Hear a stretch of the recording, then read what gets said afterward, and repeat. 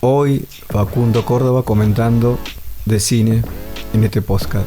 Adelante, Facu. Buenos días, tardes, noches. Mi nombre es Facundo David Córdoba y hoy voy a hacerles una reseña de la película La Odisea, dirigida por Christopher Nolan, que habla las aventuras de Odiseo luego de la guerra de Troya y de su regreso a casa. Primero y principal, la película me pareció un 10 y me pareció espectacular. Es una de las mejores películas que dirigió Nolan junto con las otras que hizo, como la trilogía del Caballero de la Noche, Oppenheimer y Dunkerque, y a su vez también Memento, Memorias de un Crimen. Y la verdad que es una película excelente y muy buena.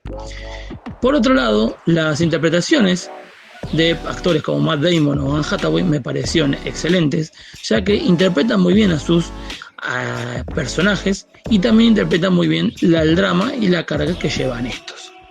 A su vez, Tom Holland también interpreta muy bien a un Telémaco que, desesperado buscando a su padre, va a encontrar el secreto de hasta incluso cómo gobernar y de todo lo que va pasando en una Grecia que va decayendo en lo que se puede decir la era oscura.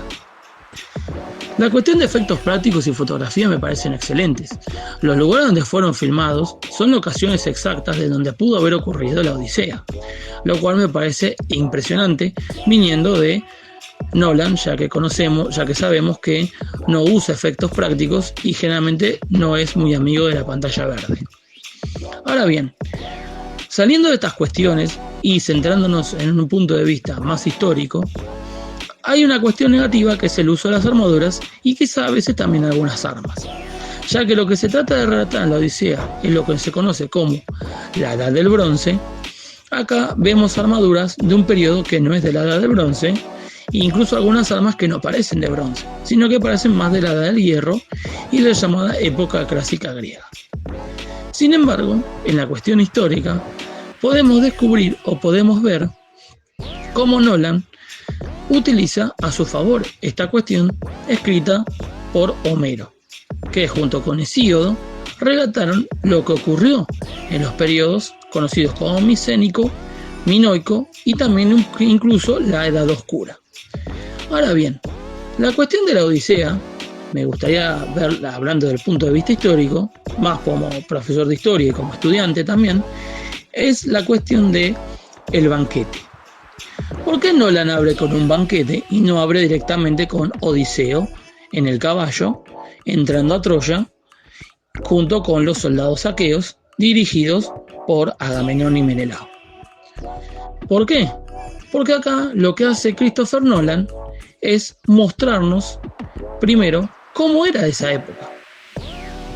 Ya que cuando vemos el banquete, en la que se la ve a Penélope, interpretada por Anne Hathaway, tejiendo y destejiendo el telar, vemos también a uno de estos chabones, por así decirlo, que están utilizando el banquete como un medio político para no solamente tejer redes, sino para ver quién se queda con Penélope, porque Odiseo obviamente todavía no llegó de su viaje después de la guerra de Troya.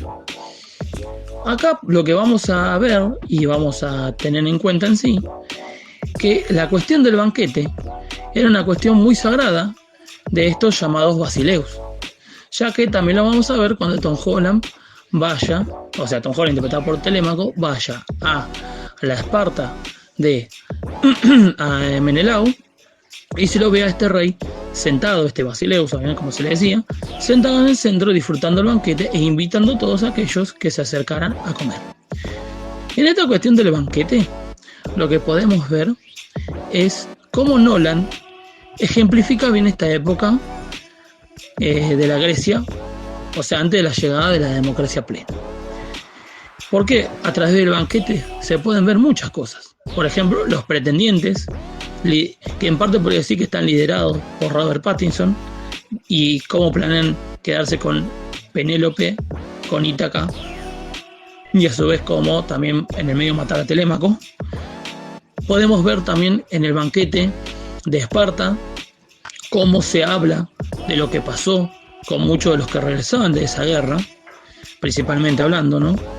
Y también lo que podemos ver en la cuestión del banquete es la famosa ley de los dioses. Y cómo esta ley, de a poco, se empieza a romper y se empieza a destruir. Otro dato de color y otro dato de cuestión histórica muy importante que hace Nolan es la famosa llegada de los pueblos del mar, que si bien ocurrió y afectó incluso a Grecia, cambiando para siempre la forma hasta de guerrear y la forma hasta de ser una sociedad, de cómo se empieza a ver la decadencia.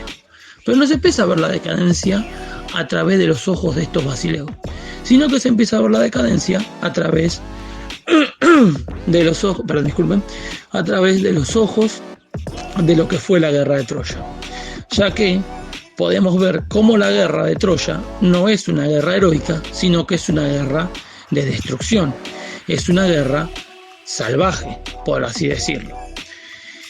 ¿Qué podemos recalcar acá? Que es la cuestión del viaje del héroe. Como hemos visto en distintas sagas de fantasía y de ciencia ficción, entre las cuales podemos nombrar a Star Wars, El Señor de los Anillos, etcétera, etcétera, etcétera, podemos ver cómo el héroe, a pesar de muchas veces caer en la maldad, o corromperse, o hasta incluso mostrar o verse su lado oscuro, directamente termina siendo un héroe pulido, que hasta incluso rescata a sus amigos, los ayuda y salva a toda la gente y en parte a la humanidad. En la Odisea ocurre totalmente lo contrario. Nolan nos va a mostrar lo que yo diría el camino del héroe trágico, el camino del héroe maldito.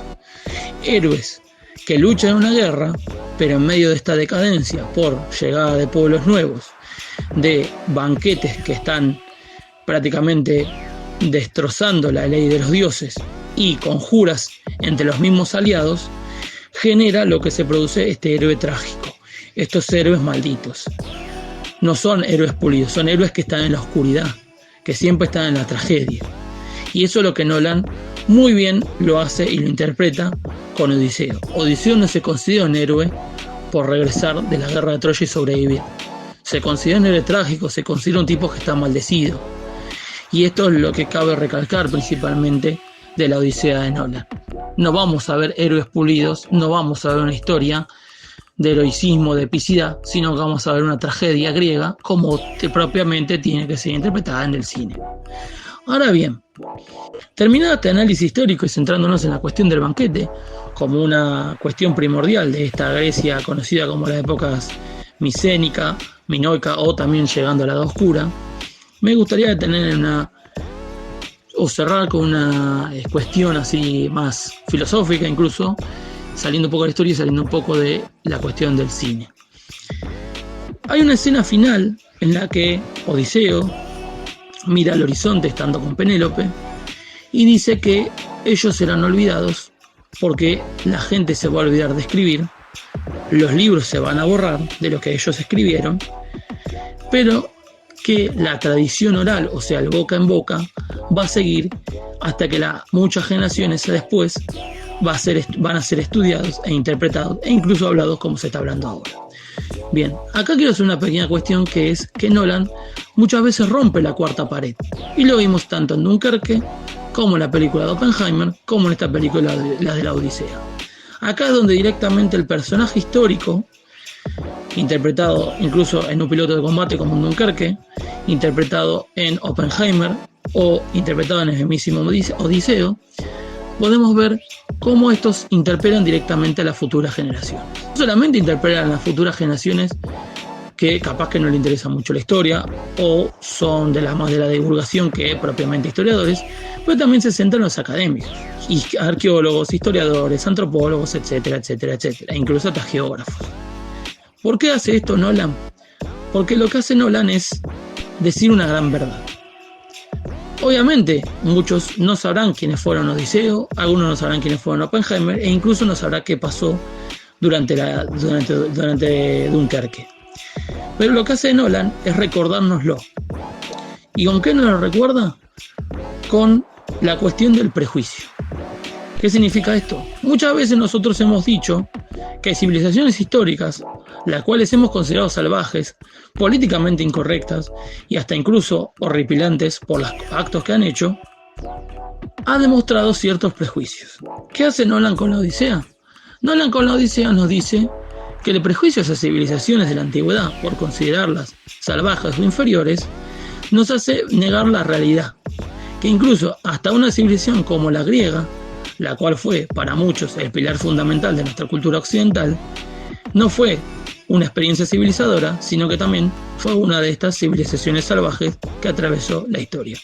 Desde ya, muchas gracias y espero que disfruten de este podcast y esta cuestión de reseña histórica dentro de una reseña del cine. Muchísimas gracias. Este fue el podcast de hoy en Charlie Podcast.